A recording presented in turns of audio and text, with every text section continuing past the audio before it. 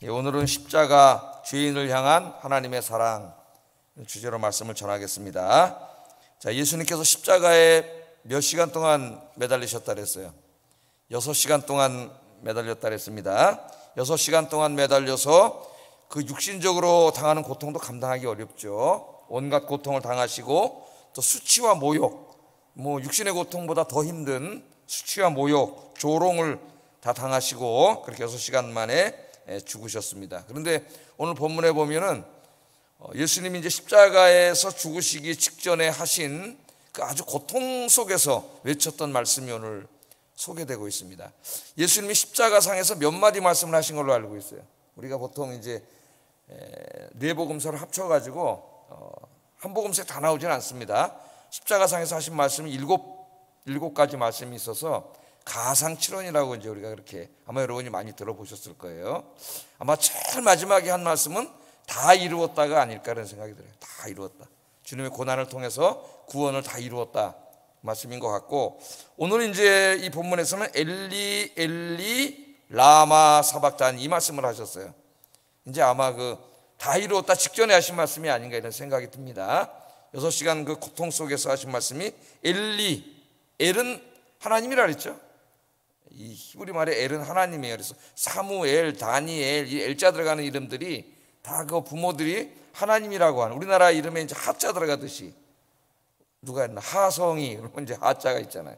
또 그래서 옛날에 유행이 돼가지고 예자 예수님, 또 예성이 많이 했고, 또 성자 들어간 성령님의 성자 들어간 이름들을 많이 짓고 우리나라 이제 기독교 가정에서 그랬죠. 은혜라는 이름도 많고, 자식들 이름을 보면은 그 집안이 기독교 집안인지 아닌지 알 수 있을 정도였어요. 우리 애들은 그렇게 지지는 않았습니다만 이제 우리 지환이 이름은 저희 아버님이 지으셨고, 그 지혜가 빛나라 그래서 솔로몬을 생각하면서 지으셨고, 우리 은우 이름은 제가 지어줬어요. 진짜 사전 다 찾아가지고 진짜 지어줬는데 이름을 그렇게 흡족해하고 만족해. 근데 최근에 이제 우리 교회에서 한 아기가 태어났는데 그 아기 이름을 은우더라고. 은우. 고차원 집사 아들이 은우라고 했어. 은우라고 이름 줬다고. 하여튼 복숭아상자 제가 더 먹었어요. 우리 고집사가 은우라고 이름 줬다고 이렇게 했습니다. 자, 엘은 리는 나의 그런 말이에요. 의. 칭대명사, 소유대명사예요. 그래서 엘리는 나의 하나님이란 말이에요. 엘리 이렇게 읽어야 돼요. 엘리 라마 사박다니.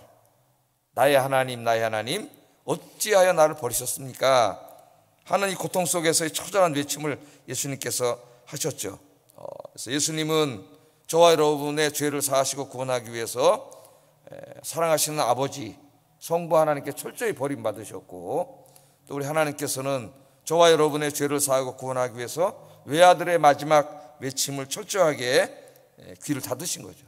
외침에. 그렇게 함으로 어떻게 보면 하나님에게 고통이라는 말을 쓰는 것은 어떻게 보면 맞지 않지만은, 우리가 이해할 수 있는 말로 한다면 하나님의 이 성삼위 하나님의 고통을 당하시고 저와 여러분들을 구원해 주셨습니다. 그래서 십자가에는 우리들을 향한 하나님의 사랑이 가장 나타난 곳이 사실은 십자가예요.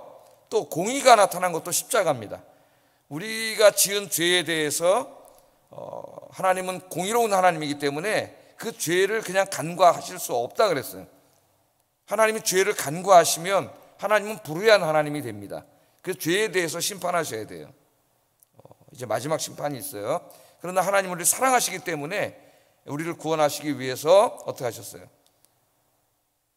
우리는 성삼위 하나님을 믿죠. 성자 하나님이 십자가에서 고난을 당하신 거죠. 그렇게 함으로 하나님의 공의가 만족된 거예요. 우리가 받아야 될 형벌을 예수님이 다 받으신 거죠. 십자가에서 우리 대신 다 받으신 거예요. 하나님의 공의가 만족된 거예요. 그 주님의 고통과 고난의 죽음, 형벌의 죽음이 결국 우리를 구원하는 일이었기 때문에 거기에 사랑이 나타나 있습니다. 그래서 이 십자가에는 신학적으로 말하면은 사랑과 정의가 나타난, 사랑과 정의의 변증법이라, 어려운 말로 하면 그렇게 할 수가 있어요. 우리 신학자들이 즐겨하는 말로 사랑과 정의의 변증법, 사랑과 정의가 이루어진 그것이 바로 이 십자가입니다. 그래서 오늘 아침에는 주님이 십자가에서 마지막 고통 속에 외쳤던 엘리 라마 사박다니, 나의 하나님 나의 하나님 어찌하여 나를 버리셨습니까? 이 말씀을 중심으로 좀 실천적인 사항을 우리가 좀 오늘 아침에 생각해 보고자 합니다. 자, 6시간 동안 그렇게 고통을 당하시고 마지막 이제 돌아가시기 직전에 너무나 고통스러우셨죠. 뭐 한번 생각을 해보세요. 그 가운데 그렇게 기도를 하셨어요. 45절 46절 한번 읽어보겠습니다. 시작.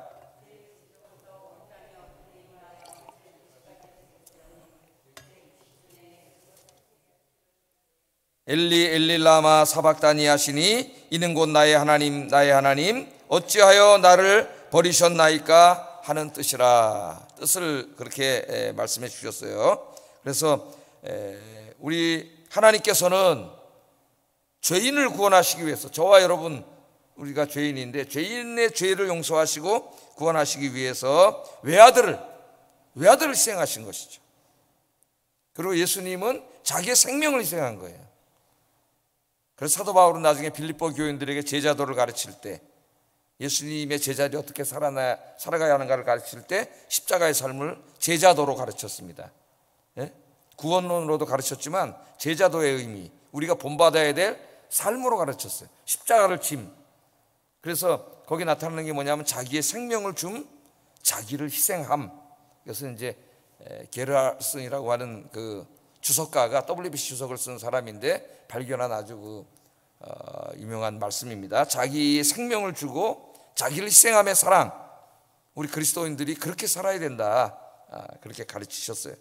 자, 여기 이제 예수님께서 십자가에서 우리의 모든 고난과 고통을 다 짊어지시고 대신 형벌을 받으신 거예요. 그러니까 성부 하나님이 아들에게 형벌을 내리신 거죠. 어떤 분이 상당히 오래전 이야기입니다만 우리 교회 이제 잠깐 나오셨다가 또 멀리 이사 가신 분이 있어요. 근데 그분이 이제 남편과의 그 문제가 생겨서 가정이 어려워지고 남편은 나가고 아이를 데리고 살았는데 남편은 이제 가정을 다 버리고 그냥 가버린 거죠. 바람이어서 갔는지 어떻게 갔는지 가버린 상태예요. 근데 이제 제 설교를 듣는 중에 이 말씀을 듣다가 이 사람 자기 마음속에 그런 생각이 확 들었대요. 하나님이 자기는 가만히 저 하늘 보좌에 앉아 있고 아들한테 다 그냥 그 죄의 값을 전부 아들한테 짊어지게 하고 자기는 편안하게 앉아 있고 아들이 다 그냥 형벌을 아들만 받고 그렇게 죽었다고 하는 말, 반감이 확 일어났다. 왜냐하면은 자기 남편이 그런 사람이에요. 이 말씀을 들을 때 자기 상처가 확 떠올라가지고 하나님 그런 하나님이라면 나는 안 믿겠다, 이렇게 된 거예요. 실제로 그런 분들이 많습니다. 아버지가 또 가정을 다 버리고 막 가정폭력을 행하고 이런 집에 달한 어떤 사람이 하나님을 아버지라고 교회에서 이야기했더니 교회 문을 열고 나가버렸어요. 하나님이 아버지라면은 나는 그런 하나님 안 믿겠다. 왜? 아버지에 대한 상처가 하나님에게 전가된 거예요.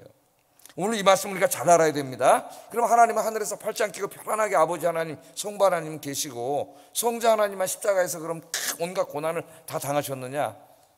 그렇게 설명한다면 그건 신학을 잘 모르는 거예요. 우리는 삼위일체 하나님을 믿습니다.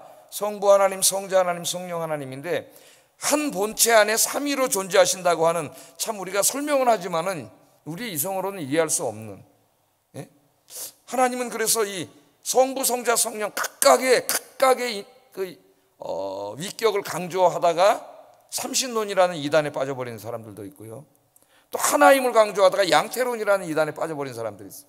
우리 교회사를 보면은 하나님이 한 분이라고, 유일하신 한 분 하나님을 믿는데, 그런데 하나님이 성부, 성자, 성령으로 계신다고 하는 이 존재론적 의미의 삼위일체를 인간은 이해할 수 없습니다.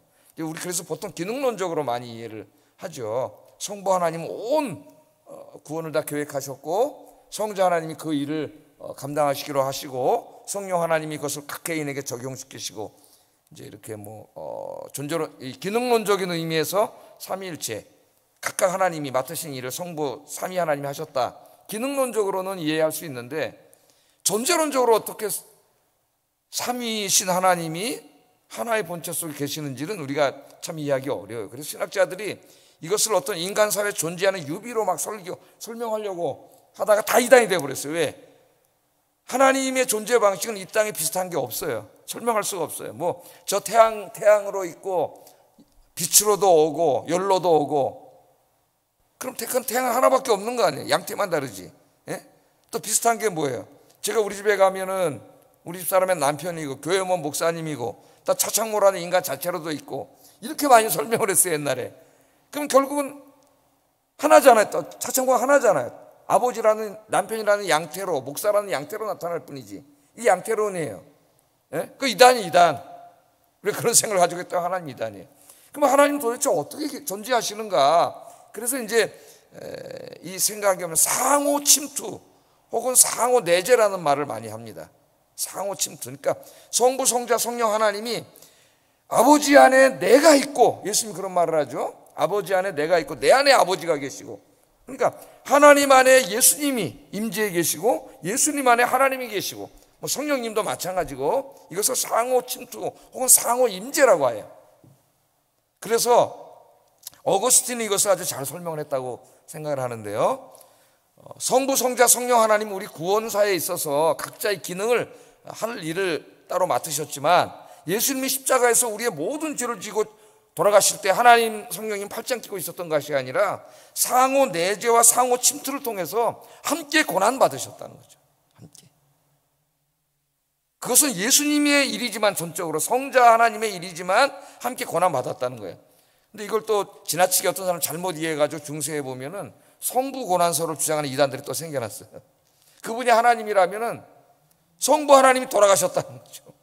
그 하늘은 비어 있잖아요. 성부 고난설 이런 의미가 아닙니다. 성부 고난설을 말하는 게 아니에요. 제가 또 우리 목사님 성부 고난설 얘기했다면 안 돼요. 상호 침투와 내재 속에서 그 십자가의 죽으심은 철저히 우리 성자 예수님의 사역이었지만 항상 삼위일체 하나님은 상호 내재하고 계시기 때문에 성부 하나님도 성령 하나님도 그 모든 고통을 함께 당하셨다는 거예요. 이게 이제 그 어거스틴의 유명한 설명이에요. 어쨌든 저와 여러분은 이 놀라운 하나님의 사랑, 우리 예수님의 사랑 때문에 죄사함 받고 구원받게 되었습니다. 구원받게 되었어요. 그래서 오늘 아침에는 이 죄사함 받고 구원받은 것을 좀 그 요한 1서 말씀을 통해서 좀 적용해 보고 싶어요. 여러 가지를 우리가 적용할 수 있는데요. 어제는 좀 우리가 감사하는 것에 대해서 말씀드렸는데 오늘은 좀 요한 1서에 적용을 해서 말씀드리고 싶은데, 이 결론을 요한복음 3장 16절에 보면 하나님이 세상을 이처럼 사랑하사 독생자를 주셨으니 이는 저를 믿는 자마다 멸망치 않고 영생을 얻게 하려 하심이라. 영생을 얻게 하려 하십니다. 영생을 얻게 하시려고 우리 주님이 그렇게 죽으신 거죠. 그래서 나중에 사도 요한은 이 말씀을 깊이 묵상하다가 이 말씀을 또한 그 제자도에다 적용을 하셨는데, 그게 뭐냐면 이제 우리가 이 주님의 놀라운 사랑으로 용서받았잖아요. 죄사함 받았다는 게 용서받은 거잖아요. 용서받고 또 사랑을 받았죠. 그 주님의 사랑으로. 그래서 이렇게 권고를 해요. 요한일서 4장 10절 11절. 오늘은 이 말씀을 좀 한번 적용하고 기도하겠습니다. 읽어보겠습니다. 시작.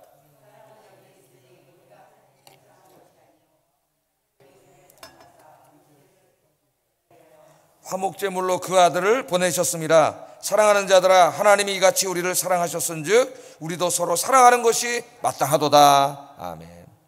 사도 요한은 이 우리 예수님의 십자가의 희생적인 죽음, 또 아들을 주신 하나님의 놀라운 사랑, 그것을 교인들에게 가르쳐요. 근데 오늘 이 본문에서는 구원론적인 의미로 하기보다는 또 제자도의 의미로 가르칩니다. 빌립보서에서는 자기 희생과 자기를 주음의 또 십자가의 삶의 형식을 가르쳤다면 오늘 요한일서에서는 용서와 사랑을 가르칩니다. 우리가 도저히 용서받을 수 없는 죄를 용서받은 사람이잖아요. 그것이 하나님 놀라운 사랑 아닙니까? 그래서 오늘 말씀에 뭐라 그래요? 예? 하나님이 이같이 우리를 사랑하셨은즉, 외아들을 주시기까지 우리를 사랑하셨은즉, 우리의 죄를 용서하셨은즉 우리도 서로 사랑하며 사는 게 마땅하다. 그렇게 제자도에다가 적용을 했습니다. 그래서 오늘 아침에 이 말씀을 여기다 적용을 하겠습니다. 오늘 하루 여러분, 그동안 내가 용서하지 못한 사람 혹시 있습니까? 내 마음에 껄끄러운 사람 용서하세요. 용서하시고, 원수는 죽여서 없애는 게 아니라 그 사탄이 하는 짓이고 용서하는 겁니다. 용서할 수 없는 사람도 있죠, 도저히. 그러나 도저히 용서받을 수 없는 우리를 주님이 용서해 주셨어요. 용서하시고, 여러분 오늘 하루도 주님의 사랑으로 만나는 모든 사람들을 사랑하고 오늘 그 한번 용서와 사랑을 실천하는 하루가 되기를 주의 이름으로 축복합니다. 자, 이 십자가는 이처럼 하나님의 사랑이 나타났는데 이 십자가를 통해서 이제 놀라운 축복이 우리에게 주어져요. 놀라운 축복이. 십자가는 예수님 자신에게는 큰 고통과 죽음을 가져왔지만 우리에게는 놀라운 축복을 가져옵니다. 그게 이제 51절, 53절 말씀을 한번 읽어보겠습니다. 시작.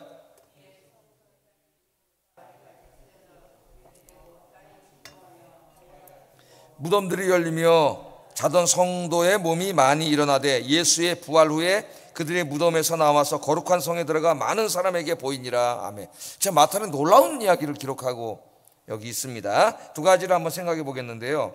자, 첫째, 예수님이 십자가에서 죽으실 때 성전에서, 그 멀리 떨어져 있는 성전에서 일어났던 일을 기록하고 있어요. 어떤 일이 벌어졌어요? 성소 휘장 있잖아요. 지성소, 성전 안에 들어가면 이렇게 있는 게 아니라 여기 좀 가려 있는데 이 붙으면 커튼으로 성소와 지성소가 나뉘어져 있죠. 이 지성소는 아무도 못 들어옵니다.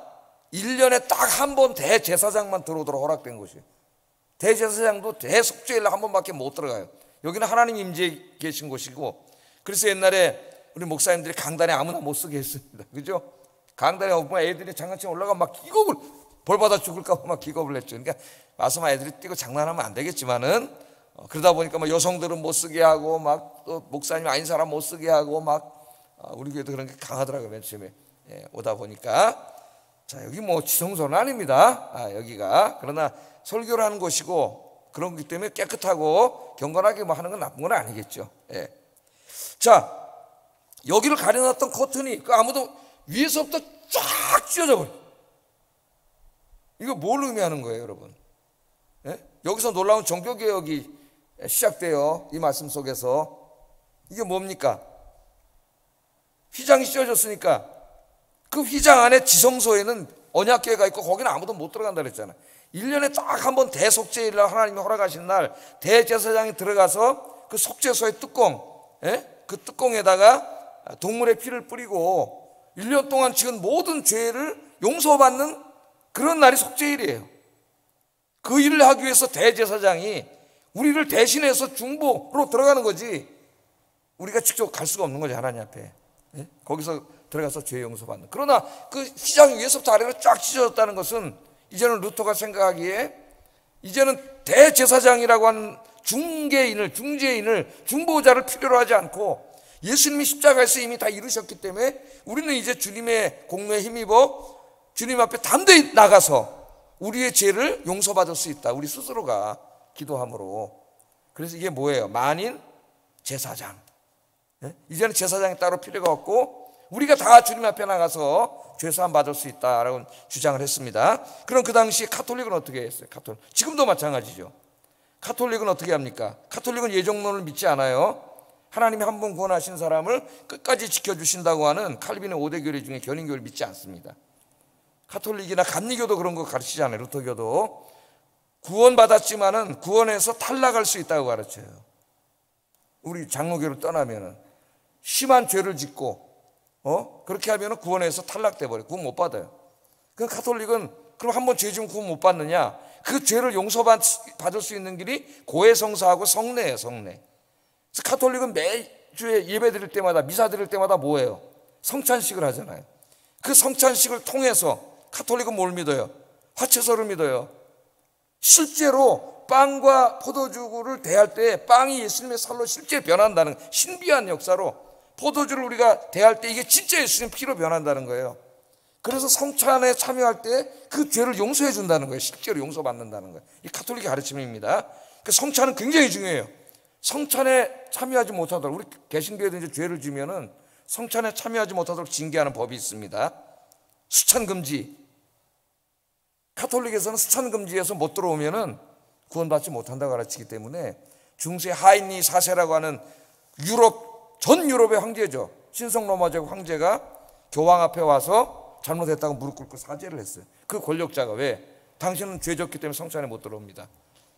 그랬더니 성찬에 못 들어오면 자기는 지옥 가거든. 지옥 간다고 생각을 하고 있거든요. 그렇게 배웠기 때문에. 그러니 잘못했다고 빈 거예요, 황제가. 그냥 이 교황의 권위가, 교권이 엄청 세겠죠. 왜? 의외로 말하면 목사에게 저 사람 지옥 보낼 수 있는 권한이 있어요. 죄 용서할 수 있는 권한도 있고.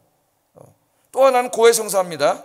자기가 지은 죄에 대해서, 고해성사 여러분이 잘 아시니까 가림막하고 얼굴 안 보고 와서 신부님한테 이제 그 신부들이 있죠. 앉아 있으면 다 죄를 고백, 제가 이런 죄를 졌습니다, 저런 죄를 졌습니다, 다 고백을 하면은 어떻게 해요?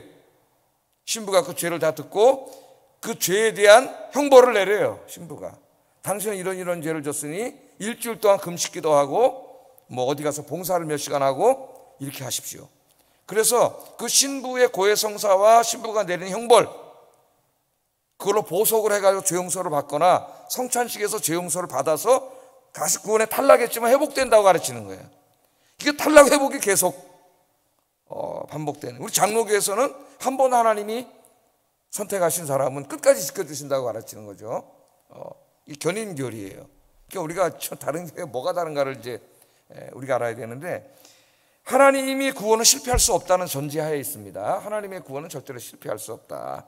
우리는 견인을 믿어요. 하나님에 감사한데, 그러나 여기에 큰 조심해야 될 게 있어요.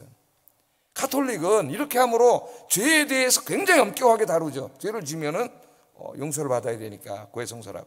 개신교는 이제 만인제사장소를 주장하고 하나님 앞에 우리가 가서 회개하면 죄 용서 받는다 이렇게 하다 보니까 이게 진리지만은 이 죄에 대해서 너무 소홀하게 여기는 거예요.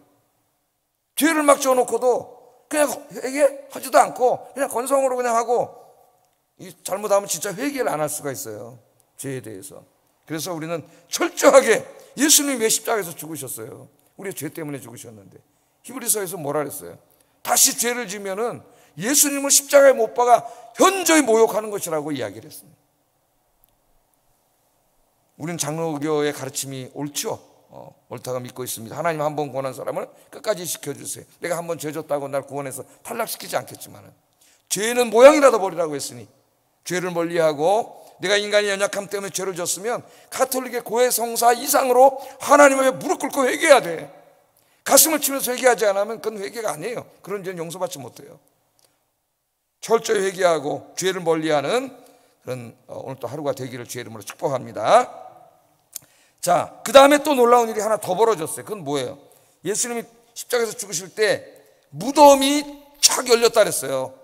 놀라운 일이 벌어졌습니다. 무덤이 열리고 거기에 죽어있던 사람들이 부활을 해버렸어요. 이 대부활은 이제 종말에 있을 부활인데, 예수님이 죽으실 때 일시적인 부활이 있었어요. 무덤이, 보세요, 무덤이 열리며 자던 성도의 몸이 많이 일어나되 많은 사람이 일어났다 그랬습니다. 그런데 이게 거짓말이 아니라 예수님의 부활 후에 그들이 무덤에서 나와서 성에, 예루살렘 성에 들어가서 많은 사람에게 보였다고 기록합니다. 그러니까 마태가 이 복음을 쓸 때 많은 사람이 살아있었기 때문에 거짓말할 수가 없어요. 죽어서 내가 장사 지내가지고 무덤에다 다 묻었는데 그 사람이 살아서 돌아온 일이 많은 사람이 그랬다니까 놀라운 일이 벌어진 거죠.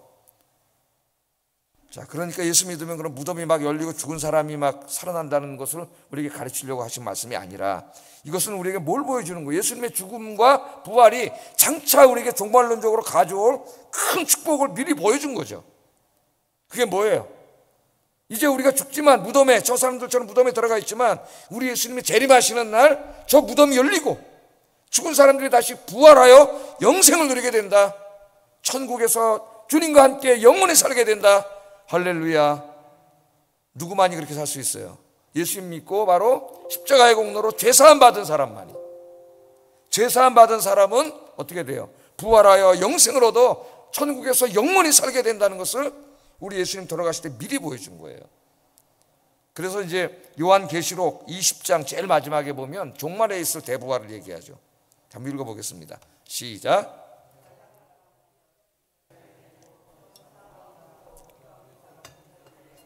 각 사람이 자기 행위대로 심판을 받고 사망과 음부도 불못에 던져지니 이것은 둘째 사망 곧 불못이라. 누구든지 성경책에 기록되지 못한 자는 불못에 던져지리라. 마지막 때에 일어날 일입니다. 깜짝 놀랄 일이 벌어지고 바다에 죽은 사람들 있고 무덤에 있는 사람들 다 죽음의 문이 열리고 죽은 사람들이 다 부활을, 화장해서 다 태워버렸는데 그거 다 우리는 강물에 뿌렸는데 어떻게 됩니까? 그런 건 걱정할 필요 없어요. 창조주 하나님이 무에서 우주를 창조하시고 인간을 창조하신 하나님이 여러분의 지금 이 몸, 화장을 하든 뭘 하든 그 몸이라 그랬어요. 그래서 거룩하게 살아야 된다 그랬습니다.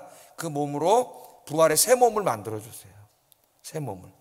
그래서 부활해서 지금 천국에서 안식하고 있는 영혼과 다시 새 몸으로 결합돼서 그 몸은 마치 하나님은 아니지만 신적인 몸이라 그랬습니다. 하나님과 같은 몸. 다시는 죽지 않고 병들지 않고 약해지지 않는 몸, 영원한 몸을 가지고 하나님 나라에서 영원히 사는 게 영생이에요. 영생. 여러분들은 이 복을 이미 받은 사람인 줄로 믿습니다. 이걸 약속받은 거예요. 약속. 그 약속을 받은 보증이 뭐냐면 성령님이에요. 그리고 그것을 내가 어떻게 하느냐는 어제 칼빈은 뭐라 그러셨다 그랬어요. 내 삶 속에 하나님을 영광을 위한 선한 삶이 있느냐, 그걸로 자기 스스로 확증할 수 있다 그랬어요. 칼빈. 루터교에서는 하나님과의 합일, 연합, 늘 구원받은 다음에 주님과 내가 개인적으로 만나서 영적으로 교제하고 있는 내가 느낄 만한 증거가 있느냐, 그게 루터교회는 증거예요. 그게 감리교도 선한 삶입니다. 선한 삶 굉장히 강조해요. 이 성화를, 감리교도 그런 게 있어야 된다고 생각을 한 거죠. 카톨릭의 용어로 말하면 고해성사를 하고 죄는 짓더라도 또 예배 참석에 성찬에 참여, 죄 사함 받고 이런 것이 증거가 될 수 있는 것이죠. 우리는 뭐예요? 믿음과 삶이죠. 믿음과 삶. 삶으로 구원받는 건 아니에요. 전적인 은혜로 믿음으로 구원받지만 구원받은 사람에게는 그 증거로 삶이 있다는 거죠. 삶이 완전하진 않더라도 삶이 있습니다. 마지막 때 대부활이 있어요. 그래서 여러분 이 부활의 신앙을 가지면 죽음이 두려워지지 않아. 죽음의 두려움에서 해방됩니다.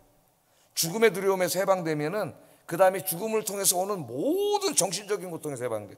그게 바로 이제 불안과 걱정, 염려, 우울 이런 거, 이게 뿌리를 내려가면 다 이게 불안이고, 불안의 뿌리를 내려가면 죽음이에요. 모든 게 죽음에서 오는 거예요. 부활의 신앙을 가지면 이 모든 것이 극복돼요. 모든 것이. 영생과 부활의 소망을 갖고 사시는 여러분 되기를 주의 이름으로 축복합니다. 자, 그러면 마지막으로 이러한 주님의 은혜를 입은 사람들은 어떻게 살아야 되느냐? 55절 56절 한번 읽어보겠습니다. 시작.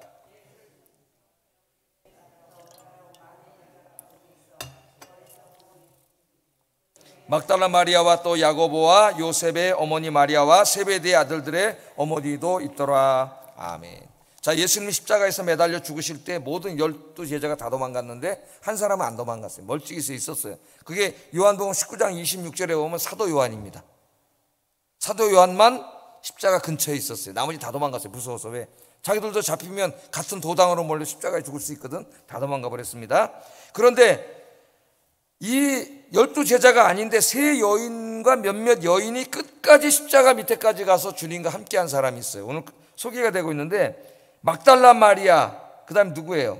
야고보 어머니 마리아, 또 야고보와 요한의 어머니인 살로메, 이 세 여인이 끝까지 예수님을 떠나지 않고 예수님의 곁을 지켰다. 오늘 말씀 그렇게 기록하면서 주님의 십자가의 은혜로 죄사함 받고 부활과 영생의 복을 얻은 사람들이 남은 인생을 어떻게 살아야 되느냐. 아무리 환난과 핍박이 있고 어렵더라도 주님을 떠나지 않고 배반하지 않고 끝까지 주님께 충성을 하고 주님과 함께 있어야 된다. 그것을 우리에게 가르쳐 주는 거예요. 여러분 주님 오실 때까지 주님 떠나지 말고 늘 주님 곁에서 충성을 다하는 여러분 되기를 주의 이름으로 축복합니다. 기도하겠습니다. 말씀을 생각하면서 기도하겠습니다. 십자가의 사랑에 감사하며 십자가의 사랑으로 용서하고 사랑하는 삶을 살게 하소서. 오늘 하루 기도 제목에 용서하고 사랑하는 오늘 하루가 되게 하소서. 두 번째는 부활과 영생과 천국의 소망을 갖고 살게 하소서. 예수님께 끝까지 변하지 않고 배반하지 않고 충성을 다하는 신앙인이 되게 하소서. 기도하겠습니다.